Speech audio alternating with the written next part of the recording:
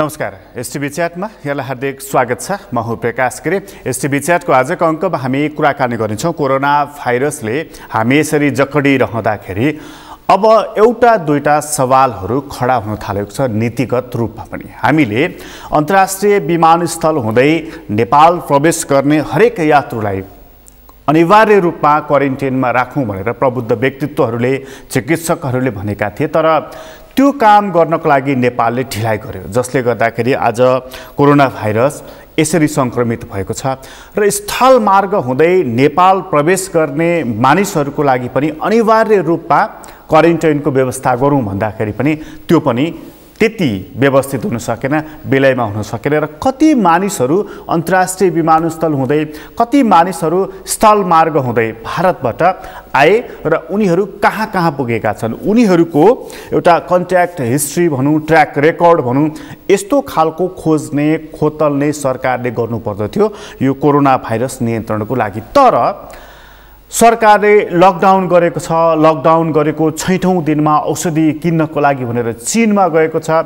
चीनबाट ल्याएका औषधि र उपकरणहरूमा समस्याहरू देखिएको छ भनेर प्रशस्त सवालहरू खडा भएको छ र यही बीचमा स्वास्थ्य मन्त्रालयको सचिव र पूर्व सचिवको झैझगडा पनि सामाजिक सञ्जालमै भएको छ। स्वास्थ्य सेवा विभागको डीजीको अभिव्यक्ति पनि यही बीचमा आइरहेको छ। यस्ता खालका अभिव्यक्तिहरू, यस्ता खालका क्रियाकलापहरू र चिकित्सकहरूको चाहिँ अझै नै मात्रै यसो सामाजिक सञ्जालमा निहालेर हेर्दा, चिकित्सकहरूको अभिव्यक्तिहरू हेर्दा एउटा N95 मास्क पाउनको लागि पनि आइसोलेसन ड्युटी गर्नै पर्ने भनेर त्यो ड्युटीमा गएको चिकित्सकले पाउने र त्यसपछि अर्को ड्युटी नगरुन्जेल मास्क नपाउने आजको हाम्रो अवस्था रहेको छ, जो कुरा चिकित्सकहरू बताइरहेका छन्। यो अवस्थाबाट आज कोरोनासँग लड्ने कमान्डर भन्नुहोस् या सिपाही जे भन्नुहोस्, चिकित्सकहरू हुन्, उनीहरूलाई यदि हामीले सुविधा सम्पन्न उपकरणहरूले युक्त बनाइएन भनेदेखि यो लडाईँ हामीले जित्ने कसरी, यो लडाईँ हामी जित्ने गरी लडिरहेका छौँ कि हार्ने दिशातर्फ गइरहेका छौँ। आजको अङ्कमा हामी यो विषयमा बढी केन्द्रित भएर कुराकानी गरेछौँ। हामीसँग आज कुराकानीको लागि नेपाल चिकित्सक सङ्घको अध्यक्ष हुनुहुन्छ डाक्टर लोचन कार्की। तपाईँलाई स्वागत छ डाक्टर साहब। धन्यवाद। यो मैले हेर्दै थिएँ कि तपाईँहरूले चाहिँ हिजो अस्तिदेखि चाहिँ PPE कसले पाए, कहाँ कहाँ पाएनन् भनेर अनुगमन गर्न थाल्नुभएछ। त्यसको एउटा फर्म पनि फिलअप गर्नुहोस् भनेर चिकित्सकहरूलाई पठाउनु भएको रहेछ। यो आज आएर चाहिँ यो PPE पाए कि पाएनन् भनेर तपाईँले अनुगमन गर्नुपर्ने कारण चाहिँ किन भन्यो? मेन कुरा कस्तो भने, अघि तपाईँले कुरा अगाडि हामीले यो ओपनिङमा भने जस्तै अहिलेको यो लडाइँको सबैभन्दा ठुलो मतलब यो लडाइँ जिताउने हो भनेदेखि हाम्रो लडाकु यानि चिकित्सक स्वास्थ्य कर्मीहरू चाहिँ they should be well dressed र वेल इक्विप्ड नभइकन यो लडाइँ लड्न सकिँदैन। अब हामीसँग एक त हाम्रो मुलुकमा जति अरू विदेशको अरू मुलुक जतिको धेरै हामीसँग इक्विपमेन्ट्सहरू नहोला, जनशक्तिहरू नहोला, क्षमता नहोला र जति छ त्यसलाई नै सुरक्षित राख्न सकिएन भनेदेखि हामी त लडाइँ जित्न सक्ने अवस्थामा पनि रहँदैनौँ। त्यस कारणले पनि नेपाल मेडिकल एसोसिएसनले हाम्रा जो चिकित्सक स्वास्थ्य कर्मीहरू खटिरहेछन् ती खटिरहँदाखेरि अहिले हामीले धेरै PPE पाइरहेछौँ, मास्क पाइरहेछौँ भन्ने जुन गुनासो पनि आइरहेछ र त्यसलाई हामीले वास्तवमै के कस्तो स्थितिमा काम गरिरहेछन् त्यो पनि एउटा हेर्नु पर्यो। र दोस्रो कुरा, उनीहरूलाई त्यो आफू सुरक्षित रहेर काम गर भनेर किन भन्नु पर्यो भने भोलि झन् महामारी बढ्दै गएको अवस्थामा यी लडाकुहरू नै भोलि आइसोलेसनमा जानुपर्ने स्थिति आयो भने यिनीहरू नै सेल्फ क्वारेन्टाइनमा राखेर भोलि गएर पोजिटिभ आएर आइसोलेसनमा लिएर जानुपर्ने स्थिति आयो भने नम्बर अफ लडाकुहरू हाम्रो घट्न जान्छ। यिनीहरूलाई हामीले सुरक्षित राख्नु जरुरी छ, किनभने यो लडाइँको मेन फ्रन्ट लाइनर्स भनेको चिकित्सक र स्वास्थ्य कर्मी हो।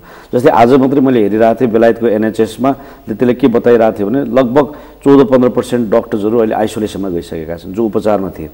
त्यसले गर्दाखेरि चाहिँ त्यसले झन् च्यालेन्ज किन बढायो भने अब 15% चिकित्सकहरू चाहिँ आइसोलेसनमा गइसकेपछि त अब त्यो सीमित डक्टर्सहरूबाट काम गर्नु पर्यो। यता नम्बर अफ बिरामी बढिरहेको छ तर नम्बर अफ काम गर्ने डक्टर्स र स्वास्थ्यकर्मी घटिरहेको अवस्था छ। त्यसले गर्दाखेरि हामीले अब अहिले सबै चिज अनुभवको आधारमा काम गर्नेहरू, किनभने यो नयाँ भाइरस नयाँ रोग भएकोले गर्दा अरू मुलुकहरूमा कसरी प्रब्लम्सहरू के आए, सल्युसन के हो, ती चिजहरू अनुभवबाट सिकेर अहिले नै हामीलाई गर्नको लागि पनि हाम्रा चिकित्सकहरू स्वास्थ्य कर्मीहरू कुन अवस्थामा काम गरिरहेछन्, भोलि अहिले काम गरेका सबै मानिलिउँ अहिले काम गरेका सबै फ्रन्ट लाइनर्सहरू नै इन्फेक्टेड हुने कन्डिसन्स आयो भनेदेखि त त्यो त झन् भयावह स्थिति आउँछ नि। त्यो भएको कारणले पनि भनेपछि तपाईँ पहिला सुरुमा यो जान्न चाहनुहुन्छ कि हाम्रा चिकित्सकहरू कति इक्विप्ड छन् होइन, उनीहरू सुरक्षा उनीहरू कति सुरक्षित छन् त्यो पनि हेर्न चाहिराख्नु भएको छ।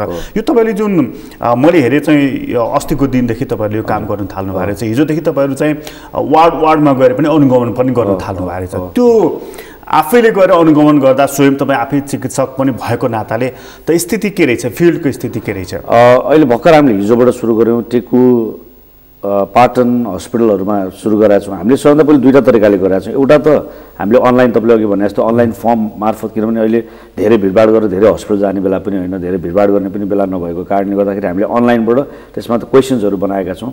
कसले के कसरी काम गर्नु भएको छ त्यसको टिक लगाउने सजिलो खालको फर्महरू बनाएर एउटा गरिरहेको छ। एउटा स्थलगत चाहिँ प्रत्यक्ष पनि हेर्नको लागि हामीले दुई अहिले सदस्य हाम्रो एक्जिक्युटिभ कमिटीकै सहकोषाध्यक्ष र सदस्य गएर हेरिरहनु भएको छ। अब हामीले यसलाई यसको रिपोर्ट चाहिँ सबै अन्तिममा यो हाम्रो स्थलगत भ्रमण यहाँ मात्रै नभएर हामीले सम्पूर्ण ब्रान्चहरूलाई भनेको छौँ। हाम्रो 16वटा ब्रान्च छ मुलुकभरि र 16वटै ब्रान्चलाई पनि हाम्रो आफ्नो ठाउँमा स्थलगत भ्रमणहरू पनि गरेर हेर्नु है कसरी काम गरिरहेछन् भन्ने कुरा पत्रचार गरिरहेको छौँ। त्यो सम्पूर्ण आएपछि अनि हामी रिपोर्ट बाहिर निकाल्छौँ। भनेको ग्राउन्ड जिरो कुन अवस्थामा छ तपाईँहरू त्यो जान्न चाहनुहुन्छ। तपाईँले त्यो जुन फर्म फिलअप गर्न भन्नुभएको रहेछ, अनुगमन पनि गर्नुभएको रहेछ, त्यसैमा एकजना चिकित्सकले के कमेन्ट गर्नुभएको छ भने एउटा N95 मास्क पाउनलाई 1 दिन आइसोलेसन ड्युटी गर्नुपर्छ, त्यही N95 10 दिन लगाउनु पर्ने अवस्था छ, मास्क नपाएर प्याथेटिक सिचुएसन भनेर उहाँले लेख्नु भएको छ। अब यो हामीलाई जस्तै कि राज्यले हामीले मास्क बाँडी जस्तै भनौँ न, पछिल्लो समय चीनबाट अघि तपाईँले भने जस्तो एउटा प्लेन आयो, त्यसमा 10% सामान मात्रै आयो भन्ने सुन्यो, त्यसमा पनि के भयो भन्ने कुरा सुन्यो र सामानहरू बाँडिएको छ भनेर मन्त्रालयले भनिरहँदाखेरि वास्तवमा त्यहाँ फ्लोरमा काम गर्ने डाक्टरहरूले मास्क पाइरहेछन् कि छैनन्, किनभने एकातिरवटा मास्क बाँड्यो भनिरहँदाखेरि हाम्रो साथीभाइहरूले मास्क पाइरहेको हो कि होइन त भन्ने कुरा सत्य तथ्य बुझ्न पनि हामी त्यहाँ गइरहेका छौँ। र साथीभाइहरूले भनेका कुराहरू वास्तवमा दर्दनाक छन् कुरा सुन्दाखेरि, किनभनेदेखि एउटा मास्कले वास्तवमा त्यो मास्कको एउटा आयु हुन्छ। N95 कुनै मास्कको लाइफ भनेको 100 आवर्सभन्दा ज्यादा नहोला, कसैको 80 आवर्स भन्ने हुन्छ। कुनै किसिमको मास्क एकचोटि लगाएर खोल्ने बित्तिकै त्यसलाई फ्याँक्नुपर्ने हुन्छ होइन। त्यस कारणले गर्दाखेरि उहाँहरूले एउटा एकदमै सीमित स्रोत साधनको बावजुद पनि आफ्नो जीवनलाई रिस्कमा लिएर काम गरेको अवस्था छ र त्यसको लागि हामीले त्यो आधारहरू बनाएर पनि सरकारलाई स्वास्थ्य मन्त्रालयलाई वास्तवमा यस्तो यस्तो छ सिचुएसन भन्ने कुरा फिडब्याक पनि दिन सकिन्छ। हामीले आफ्नो तौरबाट के तरिकाले सहयोग गरिन्छ त्यो पनि सहयोग गर्न सकिन्छ र रियालिटी के हो ग्राउन्ड जिरोको त्यो बुझ्नलाई पनि गएको र वास्तवमा बुझ्दाखेरि रियालिटीमा थुप अहिले ग्राउन्डमा काम गरेर स्पेसली फ्रन्टलाइन स्पेसली जुनियरहरू जो मेडिकल अफिसर्सहरू रेजिडेन्टहरू जो इमर्जेन्सीमा फिभर क्लिनिकमा काम गरिरहेछन्, आइसियुमा काम गरिरहेछन्, वास्तवमा एकदमै लिमिटेड रिसोर्सेसमा लिमिटेसनका बावजुद काम गरिरहेछन्। अहिले यो मास्क छ नि, यो अब जस्तो N95 मास्क भन्नुहोस् अथवा तपाईँले यो फर्म नै जुन सर्कुलेट गर्नुभएको छ यो PPE को फिलअप गर्नको लागि, यो चाहिँ जस्तो अस्पतालको वार्डमा जहाँ कोरोनाको उपचार हुन्छ त्यहाँ मात्रै जरुरी छ कि अरू चिकित्सकहरूको लागि पनि आवश्यक छ? यो चाहिँ यस्तो छ, WHO ले यसको एउटा गाइडलाइन्स बनाएको छ। WHO अनि CDC भन्छ हामी अमेरिकाको, यिनीहरूले चाहिँ PPE भनेको चाहिँ पर्सनल प्रोटेक्सन इक्विपमेन्ट भनेको चाहिँ यसको कम्पोनेन्टहरू हुन्छ। जस्तै एउटा टोपी एउटा कम्पोनेन्ट भयो, गगल्स एउटा कम्पोनेन्ट भयो, मास्क कम्पोनेन्ट भयो, गाउन कम्पोनेन्ट भयो, ग्लोभ्स जुत्ता त्यसको अगाडि लगाउने कभर, यिनीहरू कम्पोनेन्टहरू हुन् र यी कम्पोनेन्टहरूलाई हामीले PPE लाई लेभल 1, लेभल 2, लेभल 3 भनेर डिभाइड गर्छौँ। जस्तै कि फिभर क्लिनिकमा बस्दाखेरि चाहिँ कस्तो खालको PPE लगाउनु पर्यो होइन, कुन लेभलको लगाउने हो, आइसोलेसन वार्डमा काम गर्दाखेरि चाहिँ कुन लेभलको लगाउने हो, अनि त्यस पछाडि सङ्क्रमित भएकै बिरामीलाई जाँच्दाखेरि कस्तो लगाउने हो, अनि सङ्क्रमित भएकै बिरामीको थ्रोट स्वाबहरू निकाल्ने त्यसको प्रोसिजर गर्ने धेरै नजिकबाट एकदमै क्लोज कन्ट्याक्टबाट बिरामी गर्दाखेरि कस्तो खालको लगाउने हो भन्ने खालको त्यसले एउटा गाइडलाइन्स निकालेको छ। त्यही गाइडलाइन्सलाई आधार बनाएर विभिन्न मुलुकहरूले आफ्नो गाइडलाइन्स बनाएका छन्। त्यसमा हाम्रो नेपाल मेडिकल काउन्सिलले हिजो भर्खर गाइडलाइन्स एउटा निकालेको छ र हामीले इन्डियन गाइडलाइन्स लकडाउनको यो दोस्रो अवधि पनि पुरा हुन लागेको छ अनि बल्ल गाइडलाइन्स हिजो आएको छ, हिजो बेलुका होइन।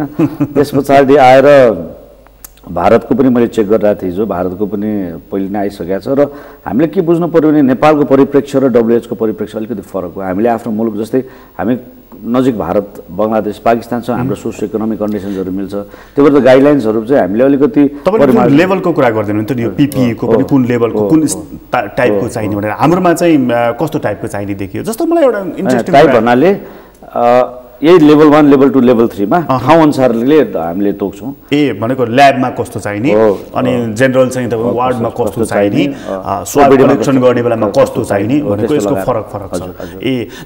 यसमा नि जस्तो अब चाइनाबाट सामान ल्याए होइन, चाइनाबाट 12 टन प्लसको सामान ल्याउनु भने त थुप्रै सामान आयो होला नि त। अब त पिपिएको कुनै समस्या छैन भनेर सरकारले भने सुने, मैले अस्ति डिजी साहबले भने नि सुनियो।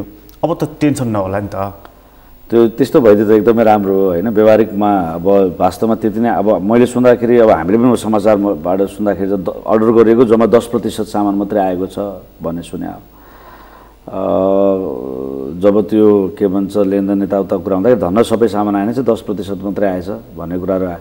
त्यसमाथि आएर त्यो सामान जुन बाँडियो, त्यो सामान बाँड्दाखेरि जब त्यसलाई धरान पठाइयो, पोखरा पठाइ, धरानका पोखराका चिकित्सकहरूले खोइ गाउन मात्रै आयो, पिपीको पुरै सेट आएन भन्ने कुराहरू पनि के भन्छ गुनासोहरू साथीभाइहरूको पनि आयो, पत्र पत्रिकामा पनि आयो होइन। त्यस कारणले गर्दा त्यो अर्को पाटो भयो। एउटा कुरा चाहिँ के हो भने हुँदै नभएको अवस्था थियो लकडाउनभन्दा अगाडि। लकडाउन पछाडि केही सामानहरू आएको छ, त्यसले हामी चाहिँ उत्साहित थियौँ कि अब त्यत्रो टन सामानहरू आउँदैछ भनेपछि अब हामीलाई चाहिँ सुरक्षाको सामग्री आउँछ, अब निष्फिक्री भएर काम गर्न सकिन्छ भन्ने हामी उत्साहित भइरहेको थियौँ। आउँदैछ कहिले आउँछ, त्यो आएपछि झन् हामी अझ उच्च मनोबलका साथ काम गर्छ भनेर हामीमा त्यो एउटा आशा थियो। त्यस पछाडि सामान आयो, 10% मात्रै आयो भन्दाखेरि त्यहाँ अलिकति खस्रक्क परियो होइन। त्यसमा झन् चलखेल भयो, आफ्नै गऱ्यो भन्दाखेरि झन् दुःख लाग्यो।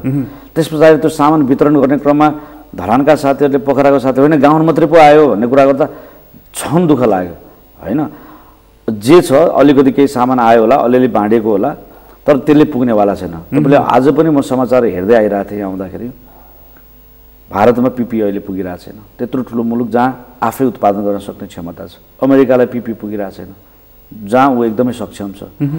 अमेरिकाको ट्रम्पले भारतको मोदीसँग इमर्जेन्सी औषधिहरू केही मिल्छ भने पठाइदिनु पर्ला भन्ने खालको अनअफिसियली पत्रचार गरिरहेछ, कुरा गरिरहेछ र केही पठाइदिने कि नपठाइदिने, किन भारत आफैले के भनिरहेछ यी सबै चिज हामीलाई नै पुग्दैन, बाहिर अब कहीँ पनि नपठाउने भन्ने कुरामा भारतको सरकारको स्ट्राटेजी छ। यो अवस्थामा नेपालमा अहिले महामारी एकदमै व्यापक फैलिसकेको अवस्था छैन र हामीसँग केही पिपी आएकोले गर्दाखेरि खुसी भइहाल्ने बेला होइन। हामीले जति सक्दो धेरै पिपी जति स्टकमा राख्छौँ त्यतिले पनि के भन्छ हामीले अझ थप्नुपर्छ। म किन भन्छु भने त्यो पिपी एकचोटि लगाइसकेपछि तपाईँको एउटा पिपी एउटा लगाएर मैले के भन्छ 7 दिन 8 दिन बिरामी हेर्नु भएन कि त्यो पिपी एकचोटि लगाएर बिरामी हेरेपछि मैले त्यो पिपी फ्याँक्नुपर्छ। एकपटक मात्र लाउने हो। त्यसका फेरि त्यो ग्लोभ्स लगाए जस्तो हो, किन्तु त्यो लुगाहरू त सङ्क्रमित हुने भयो नि त। फेरि मैले त्यही लुगा लगाएँ भने त, त्यही पिपी लगाएँ भने त, त्यही मास्क लगाएँ भने त, त्यही ग्लोभ्स लगाएँ भने त, त्यही टोपी लगायो भने त म फेरि सङ्क्रमण फैलाउने भयो नि त। आज चाहिँ के छ स्थिति? आज चाहिँ त्यही पिपी, त्यही मास्क, त्यही ग्लोभ्स एकचोटि लाउने, फेरि अर्कोचोटि नि रियुज गरिन्छ कि त्यसलाई चाहिँ डस्टबिनमा हालिन्छ? अहिले यस्तो छ, अब अहिले सीमित हस्पिटल्सहरू मात्रैमा कोभिड-19 कै सङ्क्रमित बिरामीहरू जस्तै टेकु पार्टनरमा हेरेको छ र त्यहाँ चाहिँ अब त्यो पिपी लगाएरै साथीभाइहरूले काम गर्नुभएको छ, त्यसलाई जसरी युज गर्नुपर्छ त्यसरी गर्नु भएको छ। तर रिगार्डिङ मास्क तपाईँले भन्नुहुन्छ भने कति ठाउँमा मास्कहरू रियुजै गरेर लगाइरहनु भएको छ साथीहरूले। किनभनेदेखि अब त्यो जति हुनुपर्ने त्यो नभइसकेपछि अब केही न केही त लाउनु पऱ्यो नभन्दा भन्दा भनेपछि कतिवटा ठाउँमा साथीभाइहरूले मास्क रियुज गरेरै लगाएको मलाई थाहा छ। जबकि त्यो रियुज गर्ने चिज होइन, त्यो बाई रुल त्यो रियुज गर्ने चिज होइन। तर एउटा इन्ट्रेस्टिङ मलाई के लाग्यो भने जब हाम्रो पहिलो केस नेपालमा आयो कोरोनाको, टिकुमा त्यसको परीक्षण गर्दाखेरि मैले थाहा पाएँ त्यो अन्य स्रोतबाट। त्यो थाहा पाउँदाखेरि त्यो चिकित्सकले न ग्लोभ्स लाउनु भएको रहेछ, न पिपिई लाउनु भएको रहेछ र त्यो बिरामीसँगै सङ्क्रमितसँगै आएको अर्को मानिस पनि हुनुहुँदो रहेछ, उहाँलाई पनि कोरोनाको सङ्क्रमण देखिएन, त्यो डक्टरलाई पनि देखिएन, ल्याब टेस्ट गर्ने मान्छेलाई पनि देखिएन। हाम्रो देश त त्यस्तो हो नि त। हामी अलिक बढी आत्तिता राखेका छैनौँ? होइन, हामी आत्तिरा होइनौँ। हामी किन नआत्तेको जस्तो लाग्छ कि मलाई नि। किनभनेदेखि आत्तिनु जरुरी छ। यसलाई मैले भने नि तपाईँलाई अहिले यो हामीसँग भएको जुन समय छ यो सीमित समय, यो गोल्डन टाइम हो। यतिखेर हामीले जति एग्रेसिभली एक्ट गर्छौँ त्यो आत्तिन सक्ने समय आउँदैन। जस्तै परीक्षामा तपाईँ जति आत्तिर धेरै पढ्नुहुन्छ परीक्षा राम्रोसँग पास गर्नुहुन्छ, पास भइहालिन्छ भन्नुभयो भने तपाईँ फेल हुन सक्नुहुन्छ। त्यस कारणले तयारी दह्रो हुनु जरुरी छ। त्यस कारणले हामीले यो समय भनेको किन फैलिसकेपछि त्यसलाई नियन्त्रण गर्न गाह्रो हुन्छ। अहिले पनि हामीसँग केही समय छ, यो बेलामा हामीले ऱ्यापिडली आत्तिर भवितव्य यस्तो हुनसक्छ भन्ने कुरा त्यो नहोस् भएन राम्रो, तर त्यो हुनसक्छ भन्ने पूर्वाकलन गरेर हामीले एकदम एग्रेसिभली एक्ट गर्नुपर्छ। अब हेल्थ केयरको कुरामा गर्नुहुन्छ भने जस्तै बेलायतमा तपाईँले हेर्नुभयो भने सबैभन्दा पहिले सबै टेस्टहरू डक्टर्सहरूलाई हेल्थ वर्कर्सहरूलाई गरियो। अघि तपाईँले जुन हेल्थ वर्करसँग कुरा गर्दाखेरि मैले जोड्न के खोजेको भने सबभन्दा धेरै बिरामीसँग कन्ट्याक्टमा त डाक्टरै हुन्छ। जस्तै पहिलो पेसेन्ट पनि त्यो प्याथोलोजी तपाईँले के भन्नु ती सबैजना कन्ट्याक्ट हेल्थ वर्कर्स नै आए। अब सबैभन्दा यो सङ्क्रमणको थ्रेट कोमा छ भन्दाखेरि हेल्थ वर्कर्सहरूमा छ। हामीमै कतै इन्फेक्टेड त भएका छैनौँ सबै हेल्थ वर्कर्सहरू, र बेलायतले के गर्यो भने सबभन्दा पहिले हेल्थ वर्करलाई जाँचौँ, त्यो नै सोर्स अफ इन्फेक्सन हुनसक्छ। त्यसलाई नै इन्फेक्टेड रहेछ भने त त्यसले आउने अरू बिरामीलाई थुप्रै इन्फेक्सन गर्न सक्छ। त्यस कारणले बेलायतमा भएका सम्पूर्ण हेल्थ वर्करलाई पहिले कोरोना टेस्ट गरौँ, र कोरोना रहेनछ भने बल्ल त्यसलाई काममा पठाउँ, र कोरोना रहेछ भने त्यसलाई क्वारेन्टाइनमा राखौँ, त्यसलाई उपचार गरौँ, त्यसलाई ठिक बनाऊ 14 दिन, त्यस पछाडि फेरि काममा पठाउँला। किनभने त्यो सोर्स अफ इन्फेक्सन हामीले हस्पिटलमा पठायौँ भने त रोग त्यसले फैलाउने भयो भनेर बेलायतमा हिजोबाट सम्पूर्ण हेल्थ वर्करहरूलाई कोरोना टेस्ट गर्न थालिएको छ। भनेको त्यो सेन्सिटिभिटी, त्यो सजगता, सुझबुझ अप्नाइरहेको अवस्था। त्यो त मैले बुझेँ, तर हामी कहाँ त त्यो कोरोनाको पहिलो सङ्क्रमित बिरामीको चेक गर्दा पनि त्यो डक्टरलाई समय पनि इन्फेक्सन भएन नि त, र त्यो मान्छे पनि बिरामी पनि निको भएर गयो। हाम्रो त्यस्तै हो नि त होइन। यसमा त यो रोग के बुझ्न जरुरी छ भने 80% रोग त आफै ठिक भएर जान्छ होइन। 80% को केही पर्सेन्ट त अझ तलको बेसको ठुलो सङ्ख्या त सिम्टमै नदेखिकन ठिक हुन्छ, खोक्दा पनि नखोकिकन ठिक हुन्छ। म त डाक्टर हुँ, मैले कति बिरामी भेटिरहेको छु, मलाई सङ्क्रमण भयो अरे म ठिक भएको पनि हुनसक्छु होइन, थाहै नपाइकन। किनभने त्यो असिम्टोमेटिक भएर आफै पनि जान्छ। कति बिरामी खोक्दा ठिक भएर जान्छन्, साधारण खोकी लागेको थियो ठिक भयो भन्छन्, तर ऊ सङ्क्रमित भएर आफ्नो बडीको आफ्नो इम्युन सिस्टमले उसलाई ठिक गर्छ। 80% त्यस्तो समस्या देखिएन। बाँकी रहेको 20% लाई हस्पिटल एडमिसन चाहिने खालकाहरू हुन्छन्। त्यसमध्येमा पनि 2% जस्तो चाहिँ क्रिटिकली इल भएर अब भनौँ देश अनुसारले, सिस्टम अनुसारले, जस्तै चाइनामा लगभग 2-3%हरूमा चाहिँ मर्ने पर्सेन्टेज देखियो होइन, मोर्टालिटी रेट देखियो भने अब इटलीमा अलिक ज्यादा भयो, 8-10% भयो। आफ्नो मुलुकको सबै क्षमता अनुसारले त्यो होला। तर मैले के भने मोर्टालिटी मर्ने, आइसियूमा जाने ओर्ने भनेको चाहिँ सीमितहरू, त्यो रोग लाग्ने बित्तिकै आइसियूमै पुगिहाल्नु पर्ने अथवा छैन, त्यो मानिस भइहाल्ने होइन। तर डर कहाँ हो भने मलाई म खोक्दै नखोकिकन पनि तपाईँलाई सारी तर आउन सक्छु नि। हामी कहाँ चाहिँ यो पिपिईको चाहिँ अलिक ठुलै चाहिँ हङ्गामा भएको हो कि डाक्टर साहब? जस्तो चाहिँ मैले अस्ति सुने हाम्रो चाहिँ स्वास्थ्य मन्त्रीको, हुन त उहाँको त्यो लिक भएको अडियो हो, पिपिई नभइकन चाहिँ चिकित्सकहरू अब त म त भात पनि पकाउँदिनँ भन्ने अवस्था पो भन्न थाल्यो। यस्तो त होइन नि भनेर उहाँले बोल्दै हुनुहुन्थ्यो क्या। होइन, यो मलाई के लाग्छ भने हामीले कुरालाई गम्भीरसँग नलिएको हो कि यसलाई हल्का रूपमा लिनु जरुरी छैन, यसलाई सिरियसली लिनुपर्छ। हेर्नुहोस्, तपाईँ समाचारहरू पढ्नुहोस्, चाहे CNN हेर्नुहोस्, BBC खोलेर हेर्नुहोस्, अन्तर्राष्ट्रिय समाचार हेर्नुहोस्, सबैभन्दा आजको यो संसारलाई नै चाहिएको छ भने पिपिई चाहिएको छ। आज पैसा बिक्री नहुने बेला आइसक्यो। इटालीमा पैसा फ्याँक्न थालिसक्यो, केही पाइएको छैन सामानहरू, त्यहाँ त सडकमै फालेको। किनभने पैसा के काम? अब पैसा अहिले हामी सब पिपिई ल्याउन हामी सकिरहेको छैनौँ, र पिपी अमेरिकालाई पिपी पुगिने छैन। पिपी चाहिँ हाम्रो महावीर पुनले चाहिँ अब म नेपालमै उत्पादन गर्छु भनेर उहाँले स्याम्पल पनि दिनुभयो नि त होइन। त्यसमा पनि फेरि त्यसको पनि अर्को के छ भनेदेखि WHO ले के भन्यो भनेदेखि आफूले लोकल्ली बनाएको पिपी जुन छ त्यसको टेस्ट गरेर मात्रै प्रयोग गर्नुहोस्। किनभने तपाईँले बनाइरहेको पिपी कतिको त्यसले भाइरसलाई रोक्न सक्छ या रोक्न सक्दैन भन्ने कुरा चेक जाँच गरेर मात्रै प्रयोग गर्नुहोस् भनेर भन्यो। किनभने तपाईँको अरू मुलुकहरूमा पनि यसरी लोकल्ली आफैले बनाएको पिपी लगाउँदाखेरि अब डक्टरले त अब त्यो पिपी लगायो, अब यसले त भाइरस छेक्छ भनेर बिरामी जाँच्न गयो, तर त्यो लगाइएको पिपीले भाइरस रोक्ने क्षमता नभएको कारणले गर्दाखेरि थुप्रै डाक्टरहरू, स्वास्थ्यकर्मी सङ्क्रमित भए। त्यसकारण यसको क्वालिटीको निश्चितता गर्न जरुरी छ। त्यसकारण WHO ले के कन्सर्न देखायो भने तपाईँहरूले बनाएको पिपीको क्वालिटी चेक जाँच गर्नुभएको छैन भने चेक जाँच गर्नु पर्यो भनेर भन्यो। हामीले पनि चेक जाँच गर्नुहोस् भनेर भन्यो। त्यसरी चेक जाँच गर्ने हो भने त यत्रो लफडामा परेको छ, चीनबाटै ल्याइएको पिपी पनि त चेक जाँच गर्नु पर्ला नि त। होइन, चीनहरूकोबाटको भनेको चाहिँ जस्तै हरेक आफ्नो देशको FDA हुन्छ होइन। जस्तै हाम्रो मुलुकमा FDA भएन, हामीले पटक भन्यो, अहिले DDA मात्रै छ, डिपार्टमेन्ट अफ ड्रग एडमिनिस्ट्रेसन मात्रै छ। हामीले फुड एन्ड ड्रग एडमिनिस्ट्रेसन बनाऊँ पहिलेदेखि नै भन्यो। त्यो निकायले जाँच, जस्तै USA को USA FDA भन्ने हुन्छ, चाइनाको चीन FDA हुन्छ, र उनीहरूले चेक जाँच गरेर पठाएको सामान भयो। त्यो चाहिँ त्यहाँको एउटा के भन्छ जस्तै हाम्रो एउटा हामी कहाँ त्यो मेकानिजम नै छैन एक्ज्याक्टली होइन त्यो मेकानिजम नै छैन। त्यसो हो भनेदेखि चाहिँ अघिदेखि तपाईँ 2-3 चोटि सुनिसकेँ मैले तपाईँको मुखपटेको शब्द कि अलिकति हामी जति आवश्यक हुनुपर्ने जति सिरियस हुनुपर्ने त्यति नभएको हो कि भनेर भनेको तपाईँले कि हाम्रो पोलिसी मेकरहरू भनेको हाम्रो मन्त्रीजी हाम्रो सचिवजी हाम्रो डिजी साहब उहाँहरूलाई इङ्गित गर्नुभएको? मैले होल एज अ होल लिडरसिपको पनि कुरा गर्छु। लिडरसिप भनेको स्वास्थ्य मन्त्रालयको एउटा लिडरसिप भयो, अर्को सरकारको लिडरसिप। किनभनेदेखि अहिलेको बेला हेर्नुहोस्, तपाईँले अरू मुलुकहरूमा पनि हेर्नुभयो भने, तपाईँले हिजो बेलायतमा हेर्नुभयो भने क्वीन एलिजाबेथ जस्तो हेड अफ द स्टेट, अब त्यहाँ प्राइम मिनिस्टरले नै एक्टिभली के भन्छ सधैँ आएर उनले ब्रिफिङ गरिरहेछन् एभ्री डे।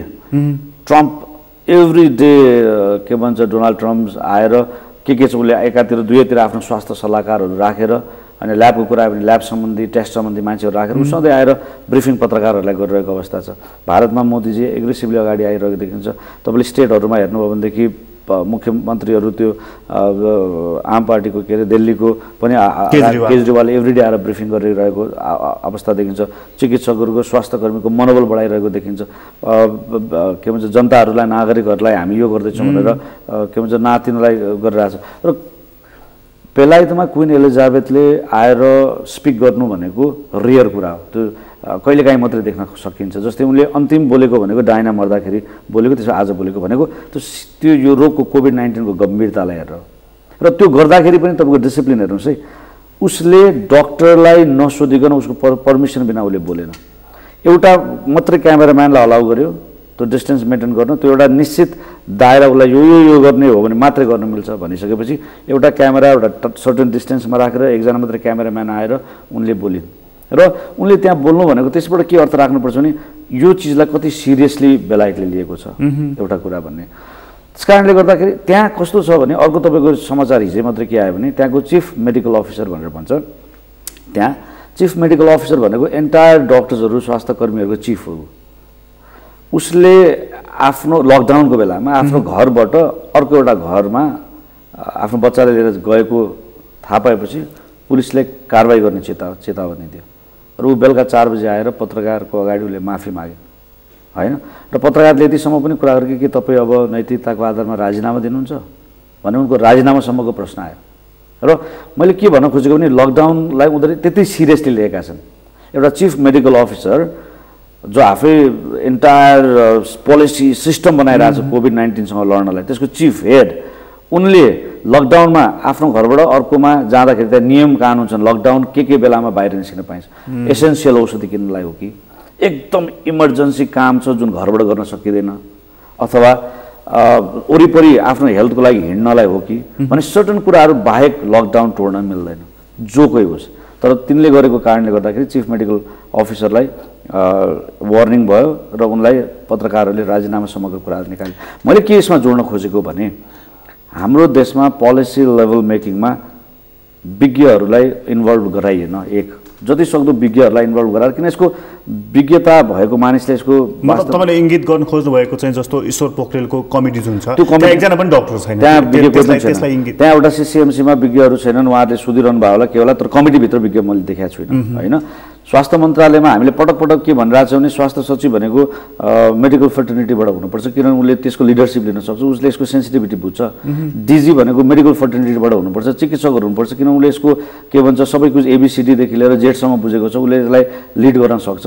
तर आज दुर्भाग्य के छ भने दुइटै देब्रे र दाहिने हात मन्त्रीज्यूकोमा चिकित्सक छैनन् होइन। त्यस कारणले गर्दाखेरि यो बेलामा चाहिँ हामीले भने जसरी यो स्वास्थ्य भनेको जसरी आर्मी पुलिस सचिवजी पनि मेडिकल फिल्डको मान्छे हुनु भएन, यादव कोइरालाजी हुनुहुन्न, डिजी महेन्द्र श्रेष्ठ पनि त्यो पनि चिकित्सक होइन। र के छ भनेदेखि अझ अहिले स्वास्थ्य मन्त्रालयमा 2टा सचिवको दरबन्दी हो होइन। हामीले पटक पहिले पनि के भन्छ सचिव चाहिँ डाक्टरै हुनुपर्छ भनेर आवाज निकालेको पछि सचिवहरू हुँदै आउनु भएको थियो। एकजना त मेडिकल सेक्टरकै सचिव हुनु पर्थ्यो। डाक्टर सुधाको कुरा भयो, मिश्रजीको कुरा हो, उहाँहरू त त्यो बेला हामीले भनिसकेपछि त्योबाट उहाँहरू नै सचिव, एउटै सचिव डाक्टर नै हुँदै आउँदै हुनुहुन्थ्यो। बिचमा फेरि यो स्वास्थ्य ऐन भनेको चाहिँ कस्तो हो भनेदेखि हामीले के भन्यो भने डक्टर्सहरू स्वास्थ्य क्षेत्र भनेको नि आर्मी पुलिस जस्तै विशिष्ट क्षेत्र हो, अहिले अनुभव भइरहेछ नि। र यसको लागि स्वास्थ्य ऐन हुनुपर्छ भनेको स्वास्थ्य ऐन आए पनि, तर अहिले स्वास्थ्य ऐन अहिले पछिल्लो सबै खारेज गरेर निजामती ऐनमा हाल्न आँटिरहेको छ। र आज अहिले के बुझ्नु पर्ने स्वास्थ्य ऐन भन्ने कुराको आवश्यकता के रहेछ भनेर तपाईँले स्वास्थ्य यति विडम्बना चाहिँ हेर्नुहोस् है पोलिसीमा 7 वटा प्रदेशमा हेर्नु भने स्वास्थ्य मन्त्रालय छैन सामाजिक मन्त्रालय अन्तर्गत स्वास्थ्य मन्त्रालय हालिएको छ यो त सुरुवात हो अब यो जुन पोलिसीहरूलाई करेक्ट गरिएन भने अब स्वास्थ्य मन्त्रालय सबै चिज हेर्ने सामाजिक मन्त्रालय अन्तर्गत राखिरहेको छ यो चिज नहुँदाखेरि यसमा एरर के भयो समस्या के भयो जस्तो भन्नुहोस् अहिले जस्तो हाम्रो स्वास्थ्य मन्त्रालय अन्तर्गत भएका कामहरू एउटा छ त्योभन्दा माथि उपप्रधानमन्त्रीकै नेतृत्वमा एउटा स्ट्यान्डिङ कमिटी छ होइन भन्दाखेरि हामीसँग झन् एउटा फास्ट ट्र्याक डुवरहरू छ नि त यिनीहरूले काम गरिराखेका छैनन् र अनि यिनीहरूले काम गरिरहेछन् मैले भने होइन काम गरिरहेछन् आफ्नो क्षमता बुद्धि अनुसारले सबैले काम गरेर होला तर मैले के भनेको भने कुनै पनि चिज गर्नु जस्तै हामीले यो क्यामेरा चलाउन आज तपाईँ र म लागेर त यो क्यामेरा हामी यो टेलिभिजन त चल्दैन यसको विज्ञानै राखेपछि त राम्रो स्मुथली जान्छ मैले के भनेको डोनाल्ड ट्रम्पले जसरी यसको मतलब के त सरकारले यसलाई चाहिँ मतलब यसको आवश्यकता महसुस नगरेको जस्तो तपाईँलाई लाग्छ कि हेला गरेको जस्तो भइहाल्छ नि भने जस्तो लाग्छ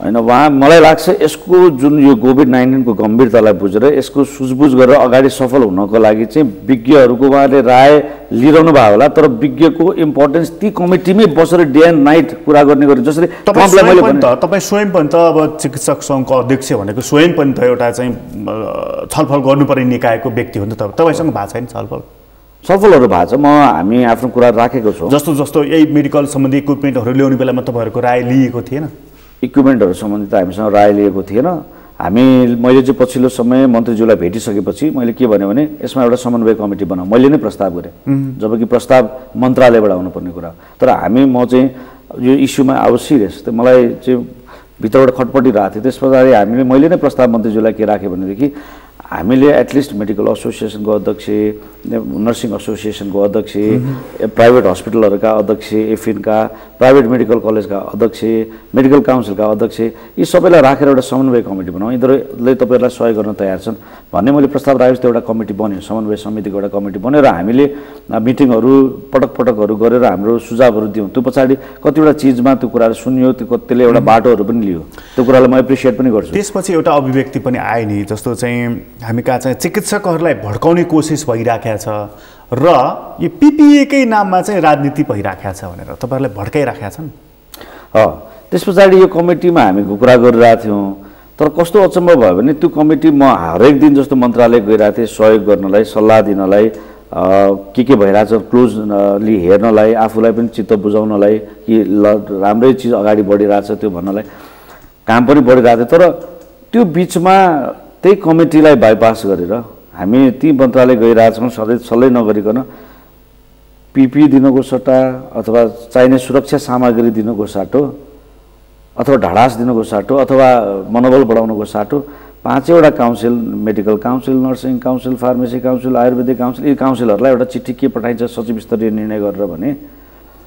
कि डाक्टरहरूले यो बाधाहरू गरेको खण्डमा तपाईहरुलाई सरकारी जागिरमै अयोग्य ठहरिने गरी तपाईहरुको लाइसेन्ससम्म खारेज गर्ने गरिकन कारबाही गर्न सिफारिस गरिन्छ भनेर चिठी पठाइन्छ मन्त्रालयबाट हैन त्यो त छक्क हुने कुरा किनभने म मन्त्रालय गइरहेको थिएँ त्यो कमिटीमा थिएँ एटलिस्ट हामीसँग छलफल गरायो भने त्यो र के बाधा डाक्टरहरूले पुर्याए मास्क मागे पिपिई मागे बेसिक सुरक्षाको कुरा मागे र त्यसलाई बाधा अर्चन भन्ने हैन र अर्को कुरा Nepal medical council nursing council जति पनि काउन्सिल परिषद छन् यिनीहरू भनेको स्वायत्त संस्थाहरू र यिनीहरूको आफ्नै कानुन छ जस्तै मलाई लाइसेन्स खारेज गराउनु पर्ने छ भने खारेज भनेको त सस्पेन्ड पनि हैन नि त त्यो किताबखानाबाट नामै निकाल्ने हो नि त मेरो म डाक्टरै हैन मेरो अगाडिको डानै हटाउने हो नि त त्यो गर्नको लागि त्यसका आफ्नै कानुनहरू छ नि त मेडिकल काउन्सिलको आफ्नै कानुन छ मैले के गरे भने मेरो लाइसेन्स खारिज हुन्छ हैन स्वास्थ्य ऐनमा कानुनहरू छन् हैन के गरे भने त्यसलाई भनेर नै पर्दैन त कानुन पल्टाएर मैले त गल्ती गरेर मेरो नाम हटाइदिए भइहाल्यो नि त्यसमा ठुलो कुरा विज्ञप्ति निकाल्नै पर्दैन त्यसको लागि मन्त्रालयले त के भन्छ आफ्नो त्यसलाई प्रेसर दिन खोजेको हो कि या ठाडो आदेश दिएको हो कि या ओभर जस्तै सँगसँगै यतातिर तपाईँको सर्वोच्च अदालतले के भनिरहेछ भने चिकित्सक स्वास्थ्यकर्मी सबैहरूलाई चाहिँ सुरक्षाको प्रत्याभूति गराएर मात्रै काम गरे भनिरहेछ तर आफ्नो डिएरियाभन्दा बाहिर गएर एक किसिमको धम्कीपूर्ण तरिकाले त्यो मतलब धम्कीपूर्ण तरिका भने मतलब चाहिँ चिकित्सकहरूले चाहिँ शर्तमाथि शर्त राखे भन्ने हामीले के शर्त माग्यौँ त जस्तो पिपी छैन यो छैन त्यो छैन जे छ त्यसबाट गर भन्ने सरकारको आशय होला ठिक छ अब त्यसो भए हामीले के भनिदिनु पर्यो भने जे छ त्यही अनुसारले काम गर पिपी पनि लगाइकन काम गरे पनि हुन्छ मास्क पनि 3 दिनको लगाएर पनि काम गरेर हुन्छ, काम गरेर जे छ त्यसैले काम गरेर कि त भन्दै भइहाल्यो नि त। एउटा मैले के सुन्दै थिएँ सरकारको तर्फबाट भन्दाखेरि अब अहिले पिपिए त संसारमै अभाव छ, यो अलिकति चाहिँ एक्सपोर्ट गर्ने भनेको चाइनाले हो, त्यो प्रक्रिया चालु नै छ। त चिकित्सकहरूले फेरि यो भएन त्यो भएन किन भनिराख्नु, हामी प्रयास त गरिराखेका छौँ नि भनेर चाहिँ उहाँले पब्लिकली पनि बोलिराख्नु भएको थियो नि। होइन, मैले सरकारले प्रयास गरेन मैले भने होइन, मैले के भनेको हो भने प्रयास गरेर होला, तर यसको जुन तरिकाले अघि मैले भने समय कम छ, भोलि सङ्क्रमित बिरामी एकैचोटि मानिलिउँ। अहिले हामी के बुझ्नु पऱ्यो भने हिजोसम्म आयातित बिरामीहरूमा मात्रै पोजिटिभ देखाएको थियो, अस्तिबाट लोकल ट्रान्समिसन सुरु भइसकेको छ, विदेशै नगएको मान्छेलाई पनि देखिन थाल्यो। अब यो मान्छे भोलि कम्युनिटीमा गएपछि तरकारी किन्न अफिसमा गइसकेपछि कम्युनिटीमा फैलिनु भयो। इटली भनेको कम्युनिटीमा फैलिसकेको स्थिति हुन्छ, कम्युनिटीमा फैलिसकेपछि एकैचोटि तपाईँको 100को तादादमा बिरामीहरू आयो भने ती बिरामी जाँच्नको लागि हामीसँग पुग्ने ग्लोभ्स, मास्क, टोपी, गाउन छैन भने अब कसरी चाहिँ उपचार गर्न तपाईँ जानुहुन्छ? मतलब यो चिज अलिकति फैलिने तपाईँ सङ्केत देखिराख्नु भएको छ? डेफिनेटली यसलाई सचेत रूपमा त हामीले तयारी गर्नैपर्छ, किनभनेदेखि हेर्नुहोस् फैलिँदैन। हामीले कुनै बेला यो पनि त सोच्यौँ होला नि त, नेपालमा कोरोना फ्री देश हो भनेर पनि सोच्यौँ होला नि, यहाँ त कोरोनै आउँदैन भनेर पनि सोच्यौँ होला नि एकपल्ट हो। त्यतिखेरको सोचाइमा भिजिट 2020मा अब अरूलाई पनि बोलाउँ कोरोना फ्री हो भन्नेसम्म सोच्यो होला नि, त्यो सोच्यो, यो पनि सोच्यो, अर्को पनि के सोच्यो भने हाम्रो इम्युनिटी पावर हाई छ भनेर पनि सोच्यो। त्यस पछाडि के सोच्यो भने नेपालमा कोरोना आउँदैन भनेर सोच्यो, त्यस पछाडि नेपाललाई लकडाउनै गर्नुपर्ने सिचुएसन आउँदैन भन्ने सोच्यो, त्यसपछि एउटा पेसेन्ट आयो होइन, टेस्ट गरियो देखिएन किन देखिएन भन्ने कुराहरू आयो। एउटा पेसेन्ट देखेपछि देखियो है अब कोरोना नेपालमा देखियो भने, त्यसपछि 2टा देखियो, 3टा देखियो, 4टा गर्दै गएर 8वटा गयो, 9मा त के देखियो भन्दाखेरि चाहिँ लोकल ट्रान्समिसन पनि भयो। आयातित मात्रैमा देखिरहेको थियो, अब लोकल आएको मान्छेले अब अरूलाई सार्न थालेको पनि देख्न थाल्यो। अब यिनीहरू कम्युनिटीमा गएर सार्दैन भन्न सकिँदैन। भोलि यो लकडाउनलाई यदि हामीले व्यवस्थित यो बेलामा हामीले सङ्क्रमित हुन सक्ने बिरामीहरूलाई खोजी घर दैलोमा गएर खोजेर उनीहरूलाई क्वारेन्टाइन गर्न सकेनौँ भने, उनीहरूको टेस्टको सङ्ख्या बढाएर उनीहरूलाई गर्न सकेनौँ भने र लकडाउनलाई खुकुलो बनाउने बित्तिकै जुन लोकल ट्रान्समिसन भएका बिरामीहरू छन् त्यो त फेरि सोसाइटीमा जान्छ, कम्युनिटीमा जान्छ।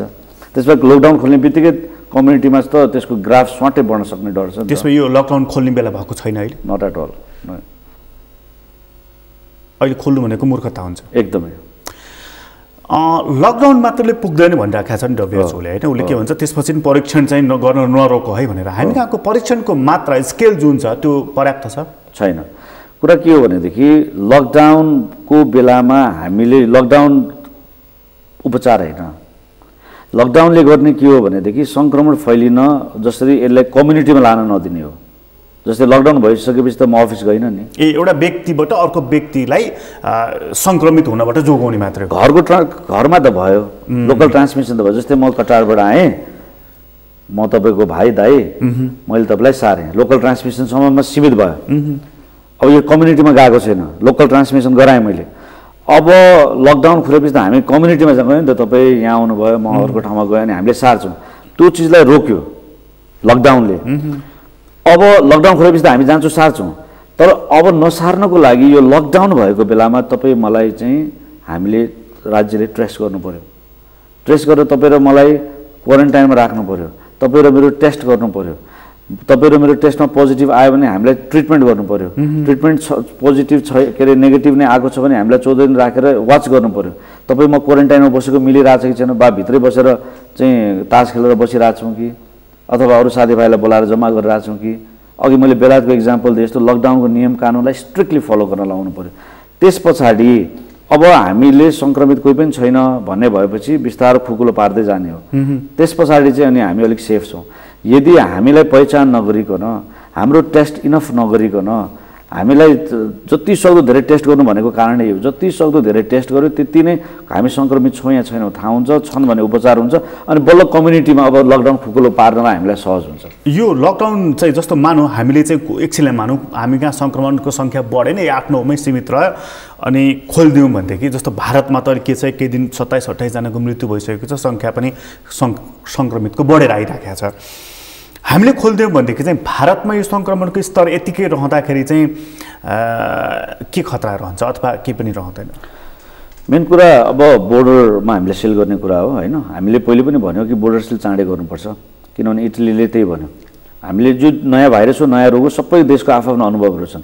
अनुभवबाट के सिक्नु पऱ्यो भने के कारणले चीन सफल भयो, इटली केले असफल भयो, अमेरिका कहाँ चुकिरहेछ, कोरियाले कसरी जित्यो, यसरी नै हेर्दै जाने हो। र हामीले कुनै एउटा देशको मोडललाई समात्ने हो, सफल देशको, चाहे ताइवानको समात्ने हो कि कोरियाको समात्ने हो कि सिङ्गापुरको समात्ने हो कि। जस्तै इटलीले के भनिरहेछ भने हामीले कहाँ मिस्टेक गऱ्यौँ भने कोरोना सङ्क्रमित बिरामी पनि र नसङ्क्रमित पनि बिरामी एउटै हस्पिटलमा जान्छौँ। जस्तै सुरुमा नेपालमा पनि नेपालको स्वास्थ्य मन्त्रालयले के भनिरहेको थियो भने सबै हस्पिटलले आइसोलेसन वार्ड राख। भन्नुको मतलब के हो भने त्यहाँ कोरोना भएका पनि ती बिरामी पठाउने, नकोरोना भएका पनि ती पठाउने अनि मिसाउने, अनि त्यसो सबले सबलाई रोग सार्ने। हामीले मेडिकल अफिसरले के भने यो गलत हुन्छ है, यो ठुलो ब्लन्डर हुन्छ। बेग्लै निश्चित हस्पिटलहरू बनाऊ कोरोना भाइरसको। जो कोरोना भाइरससँग सङ्क्रमित हुन सक्ने सम्भावना भएको छन् त्यो हस्पिटलमा जान्छन्, एकदम डेडिकेटेड हस्पिटल। जो सङ्क्रमणसँग सम्भावना छैन ती अरू हस्पिटलमा जान्छन्, नमिसाउँ होइन। त्यो भन्यो। अहिले इटलीले त्यही भनिरहेको छ, हामीले त्यो गल्ती गरेकोले गर्दा धेरै सङ्क्रमण पर्यो। यसरी हामीले के गर्नु पऱ्यो भने हरेक देशको मोडलबाट सिक्नु पऱ्यो। हामीले चाहिँ तपाईँले इन्ट्रेस्टिङ कुरा गर्नुभयो। जस्तो मोडल सिक्दाखेरि त सफल मोडल सिक्ने हो नि त, असफल मोडल त सिक्ने हो नि त होइन। हामी चाहिँ अब जस्तो कुन सिकिराखेका छौँ, कुनलाई अप्नाइराखेका छौँ भनौँ न जस्तो हो। अहिले अब ठ्याक्कै यही मुलुकको मोडल भनेर चाहिँ अब कपी केट त गरेको छैन जस्तो लाग्छ मलाई, किन म स्वास्थ्य मन्त्रालय जाँदाखेरि हामीले यो मोडललाई अप्नाउने र यसलाई फलो गर्ने भनेर ठ्याक्कै यो मोडल अप्नाएको देख्दिनँ। विभिन्न देशको विभिन्न अनुभवको आधारमा हामीले सिकेर त्यसलाई नै फलो गरेर अगाडि बढेको देख्छु। अब भारतले पनि के भन्यो भने ठ्याक्कै इटलीको जस्तो गरिकन त्यो अनुभवबाट सिकेर बेग्ला बेग्ला हस्पिटल छुट्याएको छ अहिले होइन। हामीले भनिसकेको छ अहिले नेपालमा पनि अहिले चाहिँ पछिल्लो समय के गर्यो भने कोरोना भाइरस र नन कोरोना भाइरसको हस्पिटल छुट्यायो नेपाल। त्यो एउटा राम्रो कुरा भएको छ। हामी चाहिँ अब जस्तो लोकल ट्रान्समिसनसम्म पनि हुन थालिसकेका हुनाले अब जस्तो चाहिँ हामी कुन मोडलमा गइरहेका छौँ? Italy, Spain, America, Bharat, Korea, कुन? अब हामी अहिले भारतको स्टेजमा हो कि जस्तै भारतमा पनि सुरुमा लोकल बाहिरबाट आएका मान्छेहरूमा मात्रै सुरुमा पोजिटिभ देखिएको। पहिलो केस भारत बाहिरबाट आएको, दोस्रो केस विदेशीहरू अनि भारतमा आएका, तेस्रो भारती नै बाहिरबाट आएका, गर्दै गर्दै बाहिरबाट आएका मात्रै थिए। त्यस पछाडि त्यो लोकल ट्रान्समिसनहरू देख्न थाल्यो। अब अलिकति बम्बईतिर हेर्नु भने कम्युनिटीमा कहाँ देखिने डर भयो भने त्यो स्लम एरियामा के भन्छ यो पोजिटिभ देखियो। त्यस कारणले गर्दा त्यो स्लम एरिया त क्राउडेड हुन्छ, त्यो त धेरै भिड छ, त्यो हो एकदमै भिड छ त्यो के बस्ती। त्यो भएपछि त्यहाँको मान्छेहरूले फटाफट निकालेर छुट्याउने ओर्ने काम र अरू ठाउँमा व्यवस्थित गर्ने कामहरू भइरहेछ। अब हामी चाहिँ त्यो कम्युनिटीमा प्रवेश गर्ने बित्तिकै हामीसँग लिमिटेड रिसोर्सेसहरू भएकोले गर्दाखेरि अरू मुलुकहरूभन्दा हामीलाई धेरै गाह्रो हुन्छ। त्यसै कारण तपाईँले यो पिपीदेखि औषधिसम्मको स्टकहरू चाहिँ अहिलेदेखि राखौँ भन्न एक्ज्याक्टली। अहिले चाहिँ हाम्रो जस्तो चाहिँ भारतबाट आएका नेपालीहरू जो छ सुदूरपश्चिममा बढी देखियो हाम्रो, त यो चाहिँ अब फाटोफुट्टो स्याम्पल टेस्ट गर्दाखेरि देखिएको हो कि हामीसँग रोगको सङ्क्रमणको स्थिति नै यति नै हो, एक्ज्याक्ट चाहिँ नम्बर हो कि यो? जबसम्म टेस्टको दायरा बढाइँदैन यो कुरा भन्न सकिँदैन। टेस्टको दायरा बढाउँदाखेरि चाहिँ हाम्रो टेस्ट किटहरूमा पनि प्रश्न जुन उठ्यो नि, यसले कति एक्चुअल निकाल्छ? हेर्नुहोस् यस्तो छ, अब पिसिआर सबभन्दा अथेन्टिक त आरटिपिसिआर नै हो, रियल टाइम पिसिआर जुन मिसन जुन टेकुले गरिरहेको हो। अहिले त्यो मिसन र रिएजेन्ट चाइनाबाट आएर 7वटा प्रदेशमा सुरु पनि गरिरहेको छ। सँगसँगै अहिले किट पनि लिएर आएको छ। किट चाहिँ ऱ्यापिड हो, जस्तै बेलायतले आफै किट बनाए, 5 मिनट टेस्ट भन्छ, आफैले तपाईँको टेस्ट गर्न सक्ने किट्सहरू बनाए। अमेरिकाहरूले बनाए, चाइनाले पनि बनाए। त्यो चाइनाबाट लिएर आएको किट चाहिँ अहिले हामी कहाँ आएको छ, त्यसको हामीले भ्यालिडेसन गर्नैपर्छ। त्यसको भ्यालिडेसन गरेर त्यसलाई यदि त्यो भ्यालिड रहेछ, यो ठिक रहेछ भने त्यसलाई हामीले प्रयोग गरेर त्यसलाई गर्नैपर्छ। किनभनेदेखि हामीले नम्बर अफ टेस्ट जसरी पनि बढाउनु छ। हामी कहाँ चाहिँ नम्बर अफ टेस्ट यस्तो अनौठो के भइरहेको छ भने एउटा बिरामीको मृत्यु हुन्छ, त्यसपछि हामी बल्ल त्यसको स्याम्पल लिएर चाहिँ टेस्ट गर्न टेकु जान्छौँ। यो तरिका ठिक छ? यो तरिका ठिक छैन। किनभनेदेखि हामीले त के भनिरहेको छौँ, त्यो हेर्नुहोस् सकिन्छ भने घर घरै गएर पनि टेस्ट गर्नुपर्छ भनिरहेको छु म त। त्यसमा किन विलम्ब? त्यो त हामी पुस गरिरहेको छौँ। त्यही भएर अब सायद आजबाट हिजो म त हिजो मन्त्रालय गएको थिइनँ, तर मैले सुनेअनुसार चाहिँ अहिले त्यो मिसिनहरू लिएर सबै प्रदेशतिर अहिले स्वास्थ्य मन्त्रालयले टेस्टलाई को नम्बर बढाउनको लागि स्रोत साधन, मानव ह्युमन रिसोर्सदेखि लिएर सबै चिज पठाइएको छ भन्ने मैले सुनेको छु हिजो म भयो भन्ने कुरा। तर हाम्रो कुरा त्यही हो कि जति सक्दो हेर्नुहोस् टेस्टको दायरालाई किन बढाउनु पऱ्यो नि? अहिले भारतले के गर्यो भने तपाईँको आज मैले टाइम्स अफ इन्डिया हेरिरहेको थिएँ, भारतले के भन्यो भने यो 3 दिनमा उनीहरूको नम्बर अफ टेस्टलाई उनीहरूले 3 टाइम्सले बढाउनेवाला छन्। जस्तै आज 10,000 टेस्ट पर डे हुने भने भोलि 20,000, त्यस पछाडि 30,000 गर्दै अर्को हप्तासम्म यिनीहरूले यति टेस्ट गर्ने कि अब टेस्टको दायरा यति बढाउँदै जाने। WHO ले भनेको दायरामा त अब थोरै हुन्छन्। अब सबै WHO ले भनेको कुराहरू लाई पनि दिन प्रतिदिन परिवर्तन हुँदै गइरहेछ कि किनभने सुरुमा यो नयाँ भाइरस आयो एक किसिमले हेऱ्यो अब भारतले अब त के गर्न आँट्यो भने साधारण रुगाखोकी लागेका बिरामीहरूलाई पनि चेक जाँच सुरु गरौँ भन्ने कुरा ठुलो स्केलमा जस्तो दक्षिण कोरियाले पनि गर्यो फ्लू लाइक सिम्पटम्स जो भयो फ्लू लाइक इलनेस भएका जति सबलाई टेस्टको दायरामा ल्याउनु अब तर हाम्रो चाहिँ पोलिसी लेभलमा अघि तपाईँले भनिहाल्नुभयो कि एउटा स्वास्थ्य मन्त्रालयको लिडरसिपको कुरा गर्नुभयो तपाईँले अर्को चाहिँ मुलुककै लिडरसिपको कुरा गर्नुभयो हामी कहाँ चाहिँ अलिकति इग्नोर गरेको जस्तो भइहाल्छ नि के फरक पर्छ त हामी त फेरि 11th आवरमा काम गर्ने बानी परे मान्छे हामी त फेरि होइन त हामी कहाँ चाहिँ अब यो केस अलिअलि बढाएको छ केही फरक पर्दैन भन्ने मात्राकै रूपमा लिएको भन्ने तपाईँको ठम्मै हो त्यसपछि एउटा त मलाई त्यही लाग्छ किनभने अहिले पनि मलाई के लाग्छ भने अब अहिले म बाटोबाट आउँदै गइरहेको थिएँ अब तरकारी पसलमा मान्छेहरूको भिडै देखेँ मैले होइन अथवा औषधि पसल या के भन्छ ग्रोसरी पसल बिहान र बेलुका त भिडै देख्छ हाम्रो त्यसले के बुझिन्छ भनेदेखि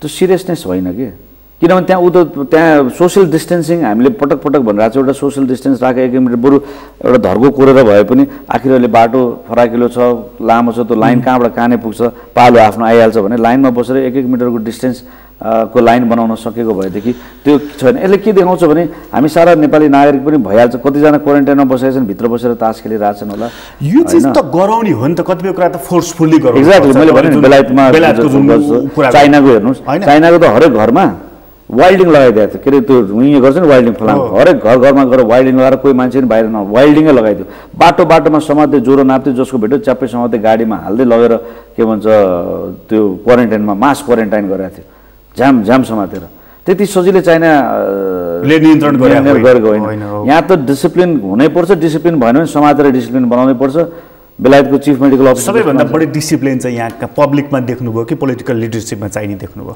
होइन मलाई त के लाग्छ भने सबैजना हामी यही समाजलाई प्रतिनिधित्व गर्छौँ म आउने त्यही समाज तपाईँ आउने त्यही समाज यो सबै समाज र हामी एज अ होल यो कलेक्टिभ एफर्ट चाहिन्छ कि हिजो जुन मोदीले दीपावली गरे त्यो दीपावली गर्ने सन्देश के हो भने हामी सबैजना मिलेर कलेक्टिभली फाइट गरौँ यसमा चिकित्सकहरू चाहिँ कति डिसिप्लिन छन् चिकित्सकहरू त हेर्नुहोस् डिसिप्लिन भएरै बिना सुरक्षाको कति पूर्वाधार कम हुँदै पनि बिरामी जाँचिरहेछन् अहिले चाहिँ हस्पिटलहरूले चेक जाँच गरेनन् रिफर गर्दै बिरामीहरूको मृत्यु भयो भनेर त केसहरू आइरहेका छन् केसहरू आयो त्यो केसहरू आइसकेपछि अहिले नेपाल मेडिकल काउन्सिलले पनि जो गभर्निङ बडी हो उनीहरूले पनि एउटा अनुगमन गर्ने टोली बनाएको छ र उनीहरूले पनि स्थलगत निरीक्षणहरू गरिरहेछन् र उनीहरूले अहिलेसम्म त्यस्तो केही भेटाएको छैन अहिले चाहिँ डक्टरहरूले खास गरी हस्पिटलहरूले चाहिँ सामान्य ज्वरो आएको बिरामी पनि एडमिट गर्न छोडे भनेर त्यसको सुरुमै गल्ती मैले के भने अघि त्यो अब त्यस्तो किन हुँदैन भने त्यहाँ गल्ती कहाँ भएको थियो भने राज्यबाट पोलिसी लेभलमा भने आइसोलेसन वार्ड र दुईटै बिरामी एकै ठाउँमा जुन राख्ने रणनीति भयो नि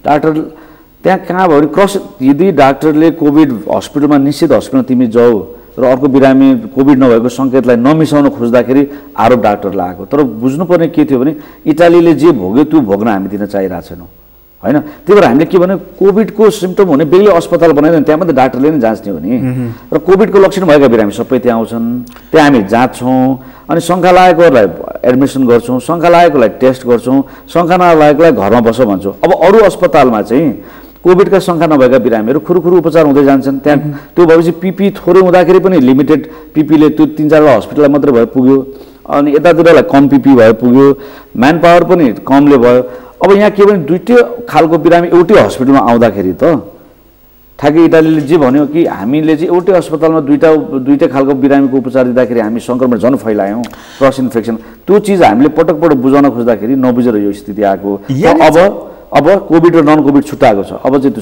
त्यो समस्या आउँदैन यहाँनिर चाहिँ सरकारलाई के पनि लागेको रहेछ भने जस्तो अब चाहिँ चिकित्सक सङ्घमा पनि चाहिँ कङ्ग्रेस निकट डक्टरहरूको जित भएको र चिकित्सकहरूमा पनि ठुलो वर्चस्व रहेको हामी यो कम्युनिस्ट पार्टीको सरकार भएको हुनाले एउटा यस्तो अफवाह फैलाउनको लागि चिकित्सकहरू लागेका छन् कि सरकार असफल भयो सरकारले राम्रो पोलिसी लिन सकेन सरकारले राम्रो इक्विपमेन्टहरू दिएन भन्ने एउटा जबरजस्त हावा पिट्न खोजिएको छ भने सरकारलाई लागेको रहेछ यो मलाई एकदम दुःख लाग्छ यदि यो यस्तो भयो भने मलाई साह्रै दुःखको साथ के भन्छ हामीले के भनेको छौँ भने म त के भन्ने मान्छे हो भनेदेखि जात लिच्छिविकालमा जात बन्यो हेर्नुहोस् होइन जसले के भन्छ लडाइँ लड्ने कामहरू गरे ती क्षेत्रीय जात भयो जसले पण्डिताइ गरे ती पण्डित भयो होला जसले जुत्ता सिलाउनेहरू भयो त्यसलाई यो जात के भन्छ भयो अब गुसु सफा गर्ने डुम भयो होला अनि त्यस पछाडि बाजा बजाउने एउटा जात पनि कामको कारणले जात छुट्याएको थियो लिच्छिविकालमा अब अहिले आएर पनि हामीले जात छुट्याउने भनेको चाहिँ क्षेत्री बाहुन होइन कि म लोचन डाक्टर तपाईँ पत्रकार हाम्रो जात त्यो कामको आधारमा अब जातको परिभाषालाई पनि परिवर्तन गर्नुपर्छ। त्यस कारण हाम्रो एउटै जात छ, हामी डाक्टर हो, हामी यो पार्टी त्यो पार्टी होइन। हामी कहाँ जेलबाट लिएर आएको कैदीलाई पनि हामी त्यही विवेकले हेर्छौँ, आइपिआरले पनि त्यही हेर्छौँ। र हाम्रो लागि सबभन्दा इम्पोर्टेन्ट भनेको नेपाली नागरिक हो, हामी यही समाजमा बस्ने हो, जाने कहीँ पनि होइन। र मैले भने यो यस्तो बेलामा पनि यो सोचाइ खालको सोचाइ, यहाँ तपाईँ र म कि सँगै मर्छु कि सँगै बाँच्छु, यो परिस्थिति हो। यो नसोचौँ कि म बाँच्दैछु तपाईँ मर्दै हुन्छ, तपाईँ मर्दै हुन्छ म बाँच्दैछु, नसोचौँ कि हामी सबै मर्दैछौँ कि हामी सबै बाँच्दैछौँ। भनेको यहाँ कोही बढी सुरक्षित पनि छैन, कोही धेरै असुरक्षित पनि छैन। जसरी भुइँचालोमा अच्छा अच्छा मान्छेलाई टेन्टमा लिएर आयो नि, ठुल्ठुलो घर नै उनीहरूलाई घाँडो भयो नि, यो त्यो दिन हो। यो अहिले यो भाइरसले कसैलाई चिन्दैन, कुन पार्टी को धनी को गरिब चिन्दैन। यहाँ सबै हामी एक ठाउँमा आएको बेला हो। त्यस कारणले यो सोच्नु गलत हो। एउटा कुरा हामी सबैको लागि सेन्सिटिभ भएर यो कुरा बुझेर भनिरहेको छौँ। र मैले अघि नै भने मन्त्रीज्यूलाई सहयोग गर्नु, तपाईँले सोध्नुहोस् मन्त्रीज्यूलाई, तपाईँले सोध्नुभयो भने हामीले कति सहयोग गर्न गएको छौँ र प्रोएक्टिभ भएर गएको छौँ। सरकारको परिपत्रको आशय पनि त त्यही हो नि कि डक्टरहरूलाई यदि गलत गऱ्यो भने तुरुन्तै चाहिँ उनीहरूको चाहिँ लाइसेन्स नै खारेज गरिदिनु भने मतलब त असहयोग गर्न थाले भन्ने आशय त सरकारको त्यही हो नि। तर हिजो त्यसलाई करेक्सन गरेको छ हिजोको मन्त्री परिषदको निर्णयले। सायद त्यो कुरा बुझ्यो होला कि त्यहाँ अब जुन सचिव स्तरीय निर्णय भयो त्यो गलत भएको थियो। त्यसलाई हिजो अस्तिको क्याबिनेटले निर्णयले परिवर्तन गरेर हिजो बाहिर जुन निस्केको छ त्यसमा सम्पूर्ण डक्टर्सहरू स्वास्थ्य कर्मीहरूलाई सुरक्षा दिने, सामानहरू दिने उहाँहरूले प्रतिबद्धता त्यो माइन्युट नै गर्नुभएको छ र त्यो मन्त्री परिषदको निर्णय बाहिर निस्केको छ होइन। र मैले चाहिँ सिन्सियरली फ्रम हार्ट मैले के भन्न खोज्छु यो इस्यु भनेको अहिले राजनीति गर्ने इस्यु होइन कि यो इस्यु भनेको नि तपाईँ हामी सबैजना एउटै नाउँमा तैरिरहेको छौँ। यो नाउँ डुब्यो भने हामी सबै डुब्छौँ। यसलाई यसमा राजनीति गर्ने यो कुरा नगर्नु। र चिकित्सकहरू हेर्नुहोस्, हामीले मेडिकल एसोसिएसनले कहिले पनि राजनीतिमा इन्भल्भ छैन। मेडिकल एसोसिएसन चुनाव लड्दाखेरि दुई ग्रुप बनाएर लड्छ होला, तर यहाँ आइसकेपछि हामीले यो नन पोलिटिकल प्रोफेसनल अर्गनाइज हामी प्रोफेसनल कुराहरू गर्छौँ। हामी यो राजनीति भन्दा पनि डाक्टर भन्ने जात यसै पनि राजनीति भन्दा पनि पर नै जात हो। यति बेला राजनीति भएको छैन, त्यो कोरोना पोलिटिक्स भएको छैन त्यसमा। Not at all. त्यो भएको रहेछ भने म जे भन्नुहोस् म त्यो गर्न तयार। हाम्रो अब अलिकति मेडिकल्ली चाहिँ मलाई बताइदिनुहोस् अन्त्यमा कि हाम्रो मुलुक चाहिँ कोरोनाको सन्दर्भमा चाहिँ चीनको मोडल अपनाइराखेको छ कि कुन चीनको पथमा गइराखेको छ कि स्पेनको, इटालीको, अमेरिकाको, भारतको या अन्य कुनै? अहिले हामी सङ्क्रमणको दृष्टिले हाम्रो हेल्थ केयरको सङ्क्रमणको दृष्टिले राम्रो कुरा के हो भनेदेखि अब टेस्टको नम्बर्सहरू बढ्दैछन्, तर अझ जति दिनमा 1000को गुणाले बढ्नु पर्यो होइन। अब त्यसलाई बढाउँदै गइसकेपछि हामी सबभन्दा राम्रो कुरा चाहिँ के हो भने अहिले हामी अझै पनि हामीसँग केही समय छ कि होइन, अझै पनि यो समय छ जहाँबाट हामी इटलीतिर जाने कि चाइनातिर जाने कि भन्ने कुरा निर्णय गर्ने त्यो निर्णायक मोड दुईतिर जाने मोडमा अहिले पनि हामी छौँ। र यो मोमेन्टमा हामीले यदि एग्रेसिभली नम्बर अफ टेस्ट बढाउन सक्यौँ, ती बाहिरबाट आएका मान्छेलाई ट्रेस गर्ने, क्वारेन्टाइन गर्न सक्यौँ र हामीले भाइरसको ट्रान्समिसन कम्युनिटीमा जानबाट रोक्न सक्यौँ भने हामी सिङ्गापुर जस्तै अथवा ताइवान, कोरिया जस्तै अथवा चाइना जस्तै सफल भइहाल्ला। यदि हामीले अहिले पनि त्यसलाई सिरियसली लिएनौँ भने, नम्बर अफ टेस्ट बढाएनौँ, ती सङ्क्रमित मानिसहरूलाई खोजेनौँ, तिनीहरूलाई आइसोलेसनमा राखेनौँ र ती भोलि समाजमा आएर तिनीहरूले सङ्क्रमण बढायो भने हामी इटालीतिर जान्छौँ। त्यस कारणले यो अवसर हो। यो अवसरलाई एग्रेसिभली सबैजना मिलेर नागरिकले पनि सहयोग गर्नुपर्छ, राज्यले पनि सिरियस हुनुपर्छ, हामी डक्टर त स्ट्यान्ड बाई छौँ, हामीलाई पनि प्रोटेक्टेड फिल गरेर हामीलाई पनि सुरक्षित महसुस गराइदिने काम गरिदिनुपर्छ र सबैजना मिलेर यो कलेक्टिभ एफोर्ट गरेर यसलाई यो उपर विजय पाउनुपर्छ हामीले। तपाईँलाई धेरै धेरै धन्यवाद। धन्यवाद। आदरणीय दर्शकबिन, तपाईँलाई पनि धन्यवाद। आज हामीले कुराकानी गऱ्यौँ डाक्टर लोचन कार्कीसँग। उहाँसँगको कुराकानी अहिलेलाई यति नै। एसटिभी च्याटबाट म प्रकाश गिरीलाई बिदा दिनुहोस्। सगरमाथा टेलिभिजन हेर्दै गर्नुहोला। नमस्कार।